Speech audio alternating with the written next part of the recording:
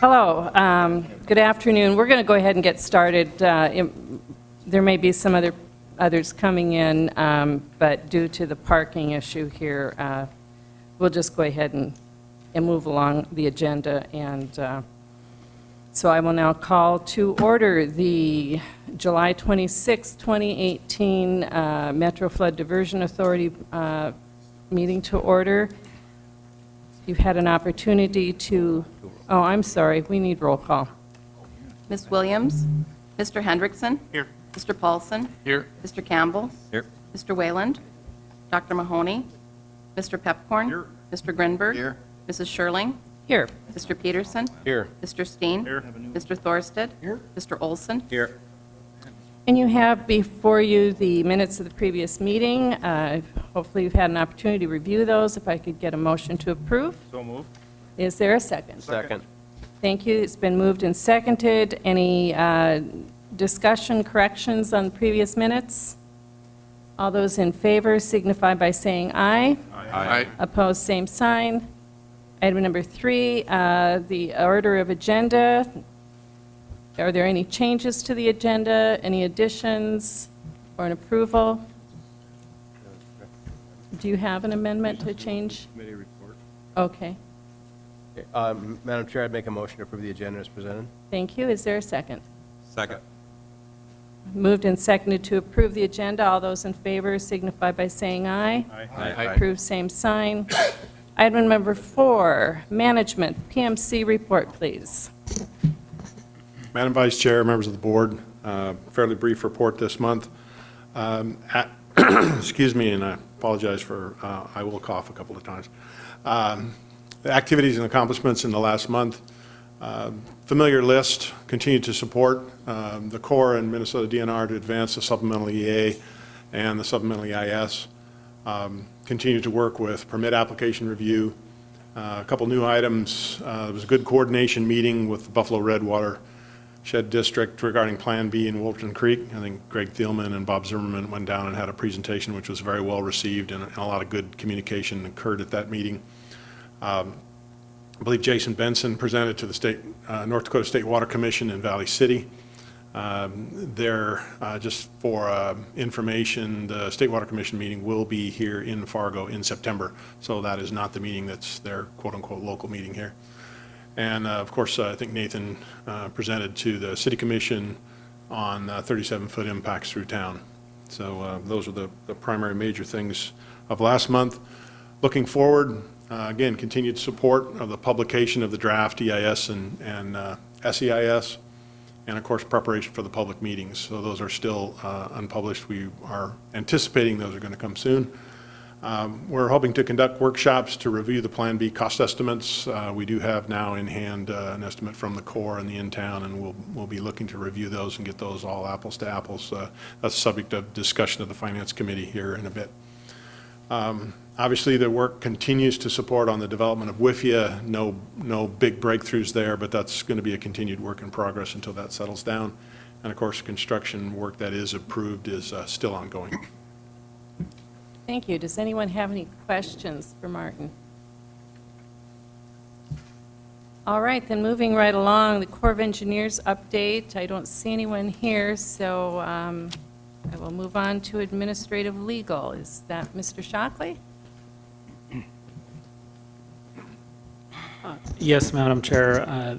There's no particular action items for this meeting. The only item that would just want to alert you to is that we may be scheduling an executive session for sometime in mid-August, depending upon developments in the different litigation cases going on. So we'll be sending out through Mike and Robert a kind of a calendar request to see when everybody's availability would be for a meeting in mid-August. So, Very good. Thank you. thank you. Anyone have any questions for Mr. Shockley? Thank you. Item number 6, public outreach. Roger, is that you? Yes, Mary. We met yesterday at 1:30 and talked about several things. Coming up next week on August 1st is the North Dakota Water Education Tour here in town. So if anyone's interested, certainly would be worth your while to probably a bus to hop on. North Dakota State Water Commission hosted meetings, as Martin just said, and we talked about those. Plan B communications, which included the Buffalo Red Watershed presentation, and again, I understand that went well. 3 questions videos. We have been doing the 3 questions videos, and some of you have been part of that. And coming up now, Ken Veen, he's out of Grand Forks, and we viewed that video. It was very, very good, and good to hear from somebody that's actually gone through a flood and lost. And he really brings a perspective that we all fear, and a reason why we're here. And so if you have a chance, please watch that video. And also we talked about some of the impacts, certainly the farm impacts, the farming impacts. If I was a farmer out there, I'd say, okay, I'm in the staging area. What's going to happen to me? So we talked about that, and we're going to have just little presentations on the website that will maybe answer some of the questions.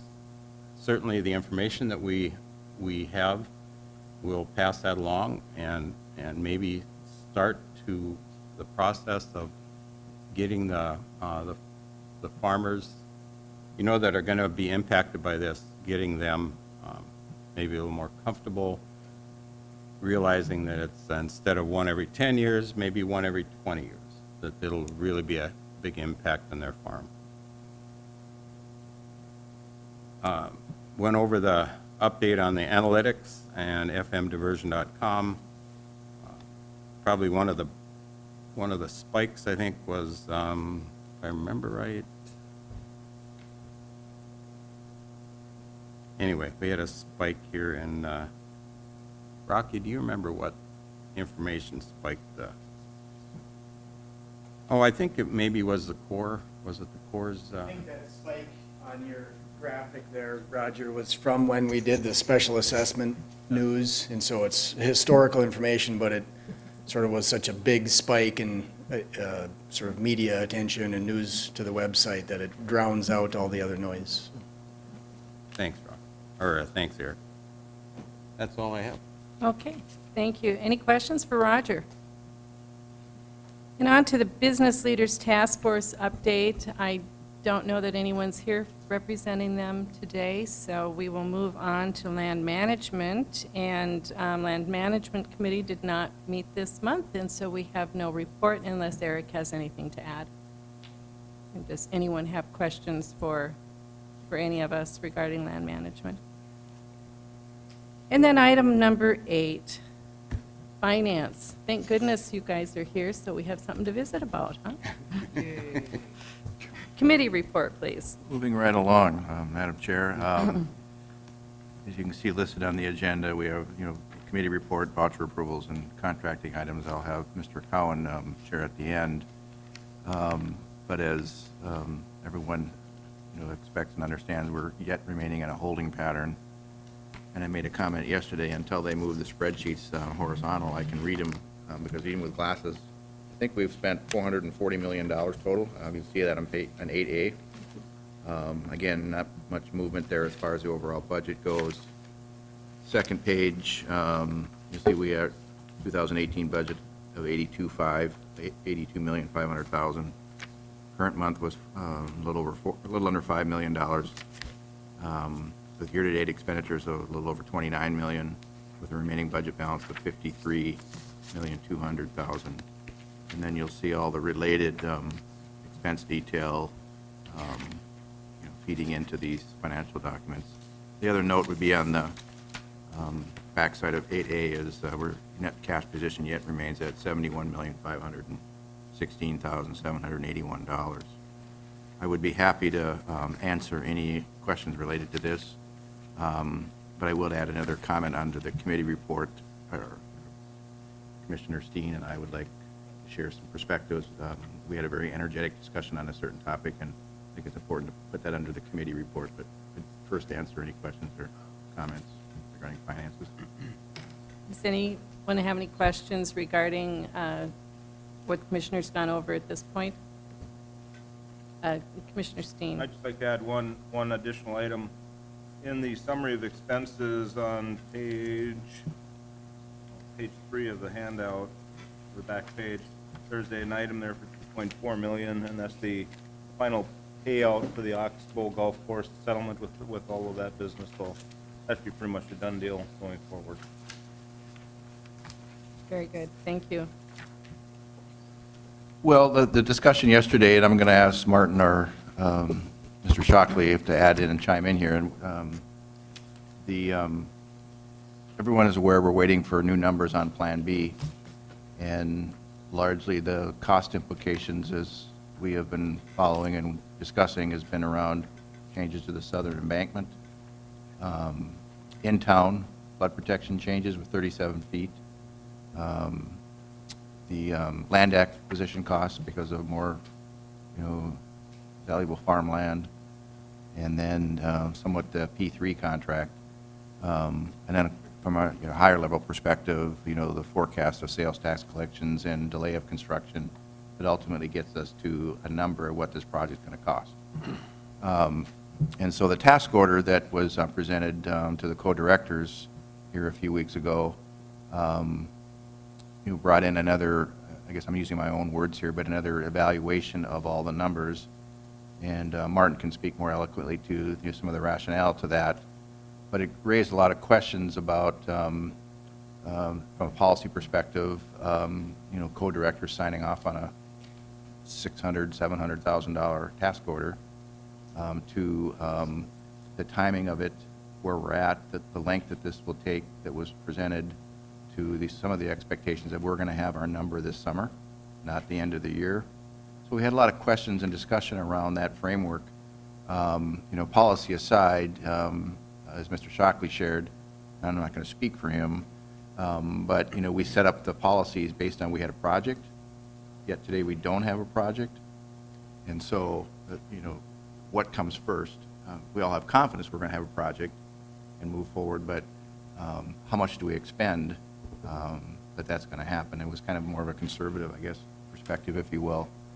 And so what we decided at Finance as we passed, the motion was to pass, accept a portion of that task order to validate the numbers with those in-town and southern embankment core engineer estimates, which I failed to mention earlier, and then get to a number so at some point the Diversion Authority can understand that and do the analysis between Plan A at 2.2 to Plan B, what it is, and then at that point we got to share that with the public. And the discussions we've been having at Diversion Authority, we need to get this number right. It can't be higher. When it's finally we release that, it can't go any higher, and then we figure out how we're going to pay for it.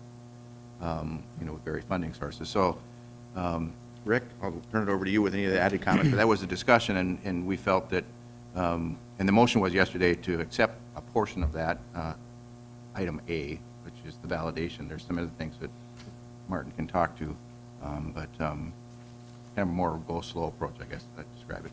Rick? Yep. And what I'll say here is probably just adding on to Tony what you had, but the original task order was $700,000, something like that. It came then to, I think, the co-directors, as Tony said, and Mr. Wilson brought it to our attention as concerned about signing a $700,000 task order that doesn't go to the Finance Committee of the board, and so we agreed with him. So we had the discussion, and it primarily revolved around policy, how do we want to handle orders of that size and that type of thing, but also specifically had to do with this task order. And it was the way it was originally laid out. There were 6 steps. I think it was looking for one approval for the entire 6 steps, given, I think the process ends up going into December, I think. And right now, my concern was, and concern of others was, we don't have a permit yet, we don't have a project yet. How far are we going to go with approving this task order? So therefore, Mr. Shockley met with representatives of CH2M and came up with, let's do I guess it's Jacobs now, isn't it? Jacobs. Either one. And let's put these out in phases. And I think the finance committee was much more comfortable by phasing it out, phase one, what we need now, let's see where we're at with the progress with the DNR, and are we gonna get a permit, when's that gonna happen, and kind of phase it out in that perspective. So, that's just more of a reiteration of what you said, but it's out of the norm. I don't think we would normally bring a task order to the board, but when I looked at it, we're bringing $13,000 change orders on construction contracts, but a $700,000 task order just goes, with the co-director. So I think we have to take a look at the policy, and it made sense probably when we put that policy together, because we thought we were going to be in the throes of a $2 billion project. We're not there. And so I just want to be, from my perspective, just be a little bit conscientious with the taxpayers' money, how we're spending it, and let's just take some time. We'll get there. We'll get to the same place we should, as long as the project continues to progress. Thank you. Are there any questions at this point for anyone? Or perhaps, Martin, would you like to address any of the issues? Thank you, Madam Vice Chair. I think Tony did a good job of explaining the background behind the task order and the discussion that ensued yesterday. It might be helpful to, excuse me, to list the other tasks that aren't authorized with this task order but require written authorization, and those include, once we have this apples-to-apples comparison and we understand kind of what the Corps has done, make sure there's no duplication between estimates, make sure that they're all on the same basis. The future task in the task order would be to reevaluate the risk and contingency for the program and allow the leadership to then set the risk contingency that they're comfortable with. I think that's something that needs transparency and involvement by the board. Second is to also conduct a value engineering workshop if it's appropriate for the board, and the board wants to see some value engineering with respect to the ability to reduce costs, change your implementation model. Also to make sure that you get the right input for the financial plan update, there would be an integration of all of the soft costs and then a validation of the schedule. When these projects are completed, has some significant impact on the financing costs for the project. And it's really all those pieces of the puzzle that feed the financial plan update that then sets what the obligations the diversion authority is going to enter into, not only for your P3 contract, but for the rest of the obligations for the core work and in-town work. So that's all kind of the part of the process that would be gone through to be ready to answer questions by the end of the year when you have a permit decision. How much is the project going to cost, and is it affordable, and all the questions that will be revisited. So this is the first step in that process. Questions? Anyone?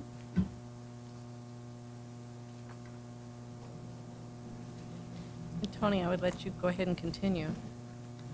Voucher approval, then 8B, we'd need a motion for approval of payment back to the Joint Water Resource District for $105,104.44, Dorsey Whitney and Onstead Twishel for professional legal services rendered for a total of $248,070 or $248,070.10. So moved. Is there a second? I'll second it. Thank you. Any questions on the vouchers? All those in favor say aye. Aye. Opposed, same sign. And then the contracting actions. Madam Vice Chair, as we've been doing the last few months, the first is an informational item on co-executive director approved task orders. There are 2 task orders that have been approved. Task order 16 for HMG, which is additional budget to support the Minnesota Dam Permit and the SEIS and a revised FEMA clomer. The second is boundary surveying services, excuse me, in the amount of $950,000, which are performing boundary surveying work necessary to acquire property rights for the project. And this supports not only geomorphology work and biology work that the Corps is doing, but also the additional lands. My understanding on the last task order is the notice to proceed has not been issued on that yet. They're making sure the contracting is in place so that it can move forward expeditiously when it's needed. So those are the informational items. The contracting actions for approval are the kind that, Tony, you like. It's got red numbers in it. This is a closeout change order for work package 28A, contract termination and unit quantity balancing, and it's for Riley Brothers in the credit amount of $2,870,049 and a whopping 13 cents. So that does take action by the board to approve. Thank you. Any questions? No, just to clarify, though, we did end up spending money for work that, for our contract, right? It was like 800,000. Yes. Yeah. I'd move for approval. Thank you. Is there a second? Second. Any further discussion? Roll call, please. Mr. Hendrickson? Yes. Mr. Paulson? Yes. Mr. Campbell? Yes. Mr. Grinberg? Aye. Mrs. Schirling? Yes. Mr. Peterson? Yes. Mr. Steen? Yes. Mr. Thorsted? Mr. Olson? Yes.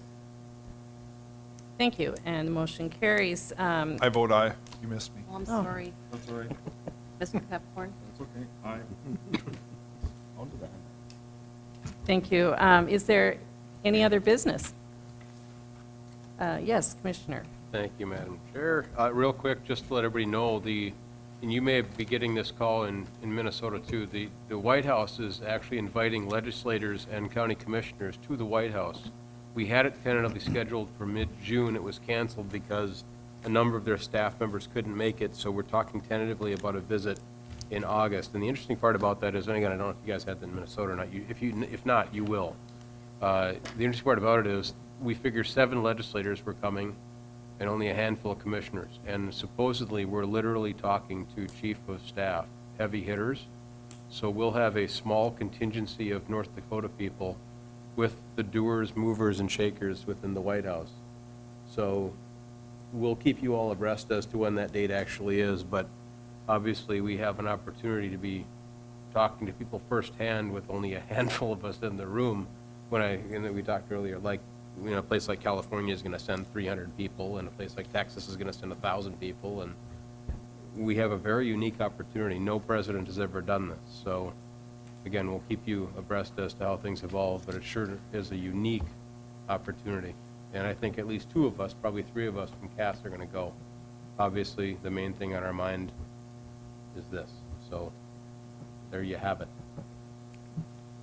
Thank you, Commissioner Peterson. Yes. Yes, Madam Chair, I'd just share that if you haven't read it, it should be online. I know Jason was there. I attended a press conference here at 1:30 with legislative leadership and legislators in Cass County that announced that they are going to introduce legislation to change the SIF fund, as it's called in legislative circles, where oil tax, extraction and production tax goes in certain buckets at certain levels until each one fills, goes in another bucket, and they're replacing and inserting municipal government as a bucket for counties and townships and cities. And in the case of Fargo, if everything was projected as they presented, we'd have $25 million of biennium for infrastructure. The county's number was $7 million. We have 7 points. The intent is one-time infrastructure expenditures that does not include the diversion or water supply. This is directed at infrastructure projects to help with property tax, special assessments, just kind of the big picture around this. And comments were made as well today. Their commitment for diversion funding and water supply are still there. It's just not to be mixed in, or the public, because they read this and think it's going to be this and that. But it's a major deal. So. Yes, go ahead. Tony, do you recall on that if there was also funds allocated specifically to West Fargo? Yeah, I think West Fargo's number was $16 million of biennium. Thank you. Any other business? Commissioner Campbell? Yeah, if I could just go back to this task order that was talked about earlier, maybe recommending that it be the phased approach, and we talked about an overall number of 700,000. So what came of that, and how much of it is going to be spent sooner rather than later, and how was that broken down? Can anybody tell me that? So excuse me, Commissioner Camp, the, after revisions with the co-executive directors and a phased approach, we took some task out of the task order, and the cost is, of the task order is 560, and there's about 266, I believe it is, in task A. So that's what's initially authorized is 266, and then the balance would be authorized incrementally in each task. I can get you the individual numbers for each task. And those remaining tasks, then, we would receive a report then before it would go to those remaining tasks as to? We can certainly provide updates to the board as to the results of the, both, basically it covers workshops and work products in each stage, so we can certainly come to the board with an update for where we are. Well, I just want to say, I'm glad that was brought to our attention, and I think it was well done in terms of breaking that down. So thank you for, Rick, if that was you, good job. You know, I mean, in addition to that, I think, you know, depending on where we want to go with this, and it really has to do with that, you know, where the board wants to be and how deep in the weeds does the board want to be and how deep in the weeds does the finance committee want to be. You know, the policy, the way it's written, would absolutely provided for Mike and Robert to approve this, the way it was written, and our current policy.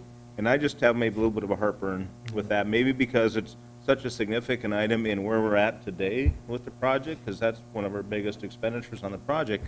Maybe when we're spending $20 million or $30 million a month, this won't be seem like such a big deal, but it should. It still should be a big deal to us and the taxpayers. It's still it's a large amount of money. So we may want to revisit that, how we approach those things. Not that I want to give the finance committee or the board more work, but I do think they have to, you know, set some limits. Well, if I can, I agree with that, and I think that, you know, if the project was really moving forward and we had, you know, shovels in the ground and major costs were coming in, I wouldn't want anything that our director or co-directors might have before them that could slow things down, that could also be costly. But because we're in a slow mode here, I think it is worthwhile for us all to be able to take a look, you know, in a more sequenced level at some of these things. If they're urgent, that's one thing. I do believe, I remember talking about what authorities we should give the co-directors, and quite frankly, I guess I never imagined there being a $700,000 ability to sign off on. So I agree, I think we should be looking at reviewing that policy. And I don't know, we can maybe ask John to comment on that and what it would take to review that and make changes. Thank you, Commissioner Campbell. As we discussed at the Finance Committee yesterday, that policy was set by a resolution of the Diversion Authority. It is policy, so you can revisit that at any time. So if there's a desire to reduce the authorization authority for task orders, you could do that. And then when we have a increase in project expenditures and receive a permit, then you can revisit that policy again. Maybe a little bit of background. The reason why the co-executive directors were given authority on task orders is task orders are given pursuant to previously executed MSAs with a budgeted amount. And so the theory was that the board has approved the budgeted amount, the task order is just directing the work to do it. I fully understand why there would be concern over executing a task order for more than $700,000. I would say that on the bright side, I think the process worked. Currently, the task orders require the co-executive directors to both sign off on it. And if one isn't comfortable with it, then it would come to the board. And I think we saw that work here.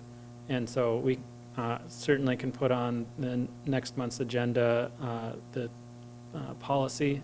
It can be changed at any time. So it's truly a Yeah, policy discussion. I think that would be welcome, to have that further discussion and find a number that we're all comfortable with. I don't want our co-executive directors to be questioning and wondering what they need to be bringing to us. So now it's timely, I think, to have that conversation so we can come up with with a good policy that will work for a while, and then we may have to revisit it again as we get going. Anything else? No, thank you. Commissioner? Thank you. Okay, thank you.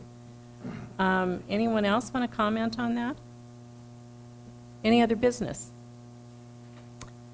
If not, then I would take a motion to adjourn. So moved. Second. All those in favor? Aye. Thank you very much, everyone.